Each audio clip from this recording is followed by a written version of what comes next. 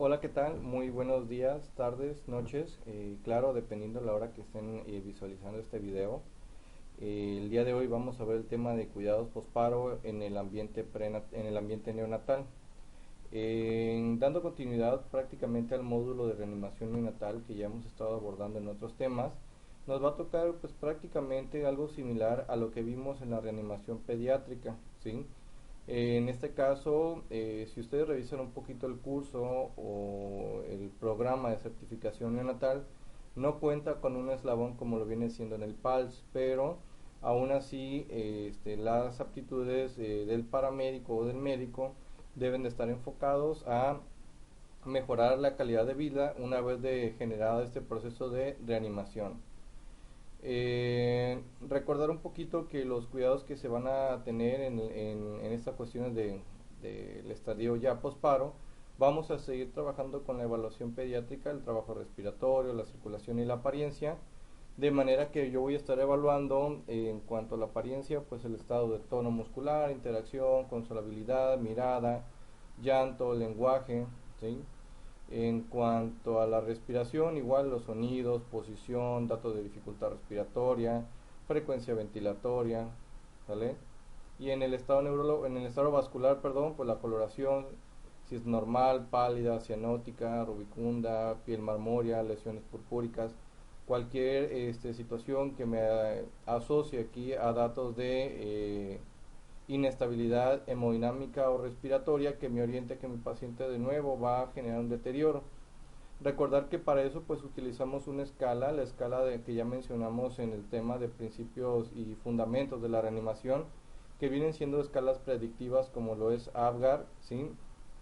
Que se evalúa el minuto a los 5 minutos y en algunos casos hasta los minutos 10, y la escala de Silverman-Anderson, que de igual manera se evalúa cada 5 minutos. ¿Sale? Aquí el detalle que estas escalas predictivas nos van a orientar a determinar si mi paciente se encuentra en un estado estable o inestable. Este estado pues obviamente me va a repercutir según esté el criterio, bueno, el estadio crítico de mi paciente. Y pues bueno, el triángulo este no nos olvidamos de él, la evaluación, identificación e intervención de acuerdo a las necesidades.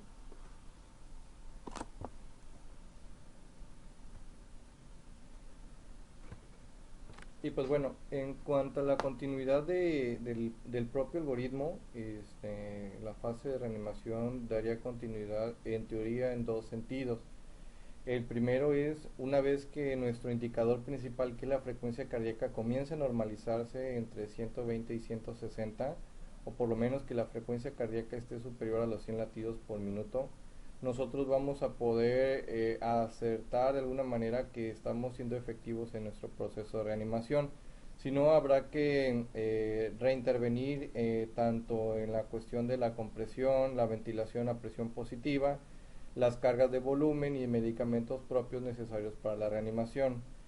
Si nuestro indicador se vuelve de manera positiva, recuperamos una buena frecuencia cardíaca, pues prácticamente daríamos continuidad a los elementos que siguen más adelante en esta presentación. De lo contrario, si pasaran más de 20 minutos y no hemos visto una restitución de la circulación espontánea, pues prácticamente daríamos por concluida la reanimación. En el caso de la efectividad en la reanimación, pues lo que se recomienda, y sobre todo en el 90% de los recién nacidos, es que estos salen pues enérgicos, no requieren reanimación, solamente un 10% son los que sí lo van a requerir. ¿Qué vamos a hacer posterior a eso? Pues vamos a implementar lo que son los cuidados mediatos e inmediatos, si es que aún no los hemos concluido todos. En el caso de los cuidados mediatos, pues viene siendo la ligadura del cordón umbilical, que esto corresponde ya prácticamente al minuto de haber realizado la reanimación, las medidas antropométricas, la toma de la temperatura, la profilaxis oftálmica, la aplicación de la vacuna de vitamina K. Hay que identificar al paciente, al bebé y a la mamá, evaluación de permeabilidad rectal y esofágica, aunque en este caso de manera rutinaria no siempre se aconseja realizarlo, solamente si existieran datos en el cual la ventilación a presión positiva no es tan efectiva para levantar la saturación, utilizaríamos inclusive la aspiración traqueal con el objetivo de descartar que se trate de una obstrucción por meconio. La exploración inicial rápida e intencionada, debe estar enfocada pues en detectar y realizar las intervenciones de manera oportuna. En cuanto a la ventilación a presión positiva, si esta fue utilizada o si el bebé requirió oxígeno suplementario o ventilación a presión positiva después del parto, se va a necesitar una evaluación un poquito más minuciosa en cuanto a la exploración. A menudo requiere apoyo respiratorio continuo con oxígeno suplementario y con presión positiva continuada en las vías respiratorias, que es la modalidad CPAP o ventilación mecánica asistida. Algunos necesitarán ser transferidos a las unidades de terapias intensivas y el periodo de recuperación obviamente va a variar dependiendo pues la afectación que haya tenido el bebé, el intervalo en que se haya realizado las maniobras y obviamente el progreso de la transición normal y algunos otros factores identificables como puede ser, dijimos, un bebé prematuro o postérmino, sin que existieran riesgos directos de la madre, que ésta fuera diabética, hipertensa o que viniera desencadenando eventos de preeclampsia o eclampsia y algunos otros factores propios del embarazo y del parto. ¿Qué es lo que vamos a realizar o a detectar de manera oportuna dentro de los sistemas? Por ejemplo, en el caso del sistema neurológico, se aconseja pues evaluar la apnea, el estado convulsivo, la irritabilidad, el tono alterado, la evaluación neurológica alterada, mala coordinación en la alimentación, que esto es meramente en la fase de deglución, que por eso igual es necesario, como se comentaba en un principio, en los cuidados inmediatos, el realizar un apego adecuado hacia la madre, esto es piel a piel, de manera que en cuanto se tenga la posibilidad, ese bebé ya esté lactando. Ahora también dentro de las consideraciones de manejo, pues hay que tener una adecuada vigilancia de lo que es el control de la apnea, la ventilación a presión positiva o de apoyo según sea necesario, controlar el estado de glicemia y los electrolitos, que ordinariamente vamos a tratar de definir una hipoglucemia neonatal si la glucosa capilar se encuentra menor a 50 miligramos sobre decilitro. Para eso tenemos dos alternativas. Si el bebé puede deglutir, pues podemos pegárselo a la madre a que genere la lactancia materna y que esto nos ayude a evaluar también la permeabilidad del esófago. La otra, si tiene problemas para deglutir, podemos colocar una sonda nasogástrica y realizar un aporte de glucosa a razón de 1 mililitro por kilogramo de peso aproximadamente o 1 gramo por kilo de peso, y eso nos va a favorecer a recuperar un poquito las concentraciones de glucosa. Hay que evitar la hipertermia, para eso podemos utilizar antipiréticos como puede ser paracetamol o metamizol a razón de 10 a 15 miligramos por kilogramo de peso. Considera una terapia anticonvulsiva, y esto ya es dependiendo y sobre todo con un apoyo del especialista.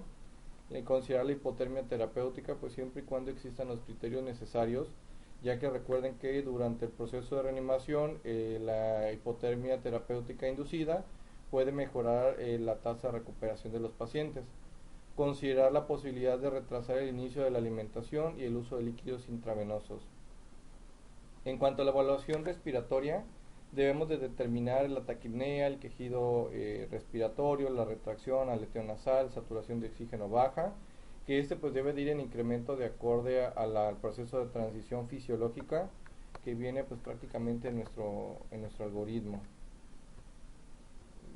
Aquí viene nuestro proceso de adaptación fisiológico, ¿no? Y en el caso de neumotórax, pues sí debemos ahí tratar de orientar un poquito el abordaje clínico. Debemos de mantener la oxigenación y ventilación adecuada, evitar una succión innecesaria. No es esto de rigor, sino simplemente a necesidad. La atención en grupos para permitir periodos de descanso. Considerar la administración de antibiótico-terapia en caso de exposición a fuentes de contaminación, que en este caso puede ser tanto el meconio, procesos de infección, etcétera. Considerar la radiografía y una gasometría en sangre. Considerar la terapia de surfactante, la posibilidad de retrasar el inicio de la alimentación y el uso de líquidos intravenosos. Para la administración de líquidos intravenosos, pues la misma guía de recomendación te sugiere que primero pues lo intentemos con una vía endovenosa esta directamente a la vena umbilical. Si no se pudiera, pues tenemos ya de manera secundaria los accesos intraóseos. En la evaluación cardiovascular, pues igual evaluar la hipotensión, eh, permitiendo pues carga de volúmenes en casos de ser necesaria, a razón de 10 a 15 mililitros por kilogramo de peso, para más o menos 15-20 minutos los bolos, la taquicardia, acidosis metabólica. Para eso pues se puede utilizar bicarbonato de sodio, pero pues no se recomienda siempre como una medida utilitaria común, sino solamente si fuera a ser necesario. Controlar la presión arterial y la frecuencia cardíaca va a ser nuestro parámetro vital. En el caso de la evaluación renal, esta debe ser controlada por medio de la producción de orina. Evaluamos si esta llega a disminuirse, si nuestro paciente llega a presentar edema o alguna anomalía en los electrolitos. Esto en el ambiente prehospitalario difícilmente lo vamos a poder determinar, pero a nivel hospitalario la continuidad pues meramente es protocolaria con la obtención de muestras sanguíneas. Debemos de controlar la producción de orina, controlar los electrolitos en suero según se indique, controlar el peso, que esto se va a ir dando la ganancia conforme avanzan los días y se alimenta de manera adecuada al bebé, restringir líquidos si el bebé disminuye su producción de orina y el volumen vascular es adecuado. En cuanto al sistema endocrino metabólico, eso ya lo hablamos un poquito, sobre la acidosis metabólica, la hipocalcemia, hiponatremia, las alteraciones de electrolitos. En el sistema hematológico, pues ante una pérdida de sangre puede generarse una anemia, trombocitopenia, coagulación retrasada, palidez, hematomas y petequias. Debemos de controlarlo por medio de estudios como lo es el hematocrito, o sea, una biometría hemática, según se indique. Y de manera constitucional, pues el manejo de la hipotermia o del estado de hipertermia. Los puntos claves para este abordaje terapéutico acerca de la reanimación neonatal es que debemos de estar determinando de manera constante nuestros parámetros vitales, principalmente la frecuencia cardíaca y ventilatoria, la saturación de oxígeno y la presión, que son aquellos que nos van a determinar si el paciente va a requerir de nuevo un proceso de reanimación avanzada. Debemos de evaluar la glucosa, los electrolitos séricos, la producción de orina, el estado neurológico de nuestro paciente, que eso ya lo aprendimos a lo largo de este módulo, la temperatura, y esto debe ser inmediato a la post-reanimación. Ya acabé mis maniobras de reanimación, inicio los cuidados posparo, que fueron descritos de manera anterior. Debemos de tener el cuidado del manejo térmico del bebé, evitar sobrecalentarlo, y en caso de que se requiera la hipotermia terapéutica, pues hay que contar con los recursos necesarios para realizarla. Y pues prácticamente de mi parte sería todo. Que tengan un bonito día.